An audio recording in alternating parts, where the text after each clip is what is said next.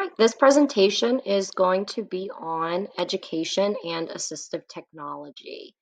So this is going to go through the history of assistive technology, why it's important for the individuals who use it, why it's important for us as educators to be knowledgeable on the topic, and how it can be used in our classrooms for our students with disabilities. I know in my program, I had to take a whole class on assistive technology, so I won't go too deep into it. But according to IDEA, their definition is that assistive technology is a device that means any item, piece of equipment, or product system, whether acquired commercially off the shelf, modified, or customized, that is used to increase, maintain, or improve the functional capabilities of a child with a disability. The term does not include a medical device that is surgically implanted or the replacement of such device. I went ahead and highlighted increase, maintain, or improve just because that sticks out to me as the purpose of AT for my kids. The way I think about it is this going to help them achieve something that they otherwise couldn't do, or that they can maintain a certain skill by having some piece or an item that will help them do that. So some basics of AT. I find often that it's separated into no tech, low tech, and high tech. In any type of variety that you will see assistive technology, just a way to categorize it. Some other resources categorize it into mobility aids, communication aids, and learning aids. Thought that was also a beneficial way to think about it. But still, the purpose of all of these, no matter which way you separate them, is to give individuals with disabilities greater independence in many areas. So assistive technology isn't only for education in the classroom academically. Assistive technology is those mobility aids, such as their chairs or canes or ramps that may be needed, any communication aid, and then also our learning aids that we often are using. For the history of AT, I'm going to kind of briefly go through this. AT is split into three periods. So the first period is the foundation period prior to 1900. This is when assistive technology was first starting. So first discovered, researched, and being invented. It was really only used for practical or accessibility purposes in the early 1800s. So any injury that occurred, they were looking at canes or wheelchairs, trying to figure out how to create those for people to continue doing what they needed to do in their daily life. Then this is also getting into like later in the 1800s, a time where progression in educating and creating environments for individuals with physical disabilities, mainly deaf and blind, where they can be helped and taught. So many influential people started to create schools and began patenting items that during this time we're still using today and are considered forms of assistive technology. So if you just kind of read through this slide, I won't read it to you guys, but it goes through a lot of the influential people, and again, mainly physical disabilities at this time. They weren't looking at intellectual disabilities yet. And then the next piece is the establishment period for assistive technology, 1900 to 1972. This is a large transitional period for individuals with disabilities. So advocating became more prevalent. Some organizations, this is when Council for Exceptional Children, United Cerebral Palsy, and American Speech Language Hearing Association were just some of the ones that were being formed during this time. Disabilities began being classified as specific types. So this is when we see more intellectual disabilities being identified rather than there only being deaf, blind, and then the term at the time being mental retardation that they would classify individuals with disabilities as having. Legislation started during this establishment period as well. So Brown versus Board was passed in 1954, which really led into a lot of the disability rights movement that we'll go through in the next slide. So from there, legislation starts for education for our individuals with disabilities. Also, the view of disabilities was becoming just more positive and inclusive. So one big thing that happened at this time was the National Commission on Architectural Barriers passed in South Carolina, which ended up passing nationally later. So just more education on accessibility for people that otherwise may not have had it before. So accessible buildings and areas started at this time. Medicine advancements. So there was also just more people with disabilities during this time. As medicine advanced, less children were dying from their disabilities, think like in childbirth or especially like after accidents that occurred. Um, and then AT devices were continuously just improving throughout this time. It is still mainly for physical disabilities. This is when guide dogs, touch and laser canes for the blind, reading machines, and the first braillers were kind of really used throughout this period. Then we get into the empowerment period, which for us as educators is when all of our legislation comes through. So it starts with the Rehabilitation Act. This is where prohibits discrimination based on their disability. And so this also kind of promoted the use of assistive technology in the workplace. So since now there was an act that supported our individuals with disabilities, they were able to use their devices that they may have needed in their workforce as well. The AT Act came about in 1988. This was the first piece of legislation that gave a proper definition, and the act that supported states to provide grants and information for AT. So making sure that the states are supporting the education system and giving them information and having a protocol for actual use of AT in the schools.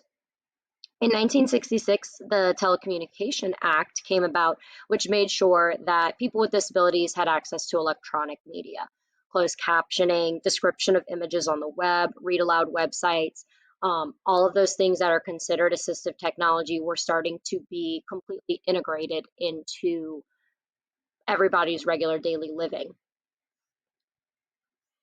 Then we have in 1997 IDEA, and then amended in 2004. I won't talk too much about this, but the big piece of IDEA with assistive technology is this what really set what we're doing now in the schools. So as educators and our IEP teams and service providers and everybody that's working with our kiddos, evaluating the students for their need of assistive technology, the school is providing, so either buying or leasing these AT items to our kids, maintaining and fitting these devices they may need, coordinating assistive technology with the different therapy workers that we have, and then training professionals, families, and the kids to use their assistive technology devices.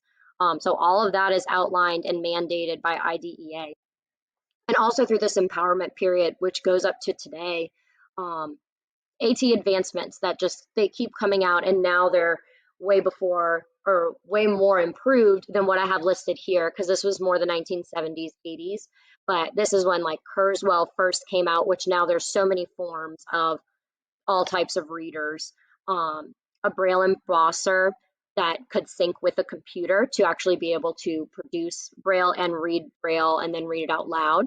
The CCTV came out, and talking calculators. So big pieces that really helped in the education system and educating individuals with disabilities during this time period. So the relevance of us knowing about assistive technology in education.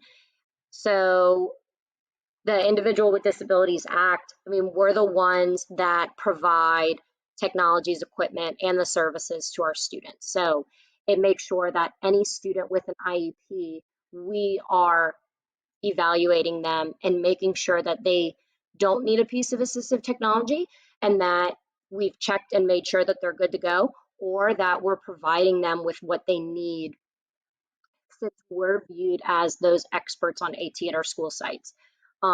So people are looking at the IEP team and making sure, like, hey, you're with the kid all day. What do you think they would benefit from? So we're the ones that are viewed as being the ones to make those decisions.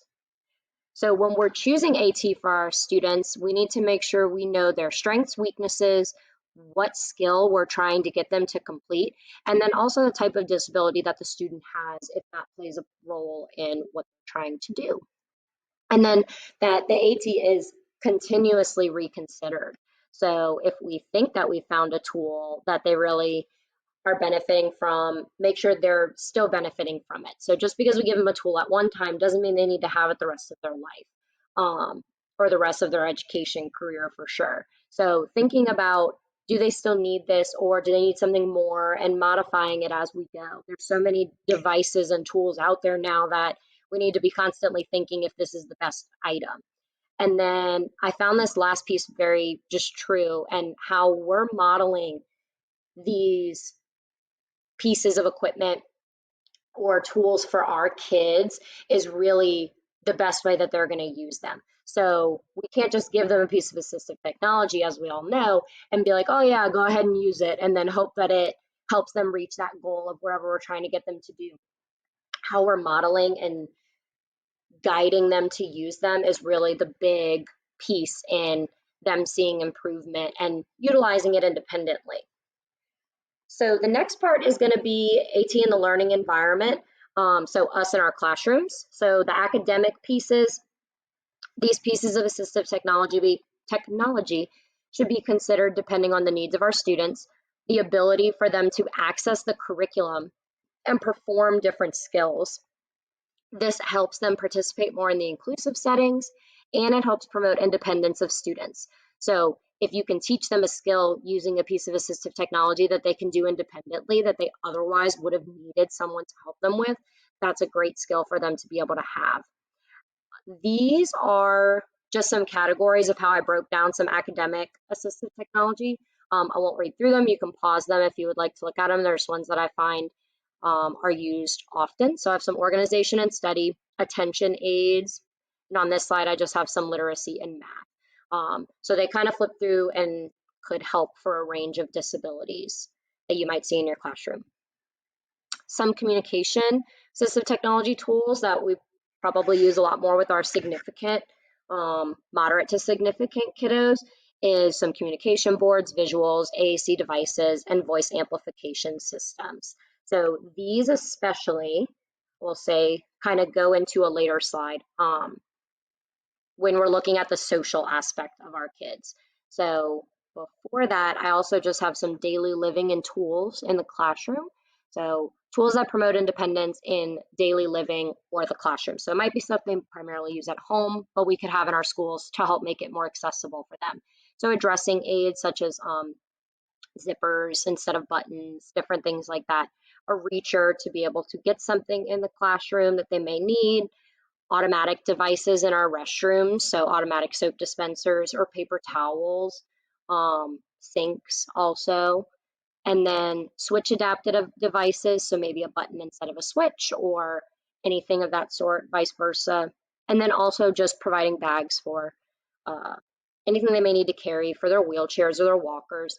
Again, just giving more independence in things that we might think that they need in their home, but also making sure we have that in our classroom since they're spending so much time in our schools, making sure that we give them that opportunity to practice those skills as well.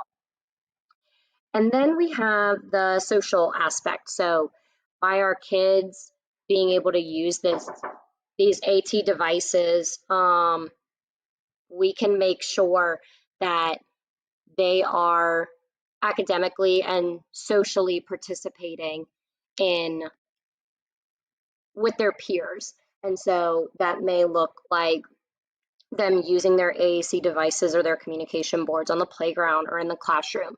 It also might mean that they're able to participate in a general ed class because they can use their talking calculator or the regular calculator, and participate with some of their non-disabled peers more. So it gives a huge advantage for them socially to have these devices that may otherwise they might not be able to have those same interactions. Just putting them in those environments where they can be successful, social interaction is bound to occur. So that was on the history, the relevance, and the ways that we can use AT in our classrooms. The next slide is just my references that were embedded throughout. So thank you guys for listening to this presentation.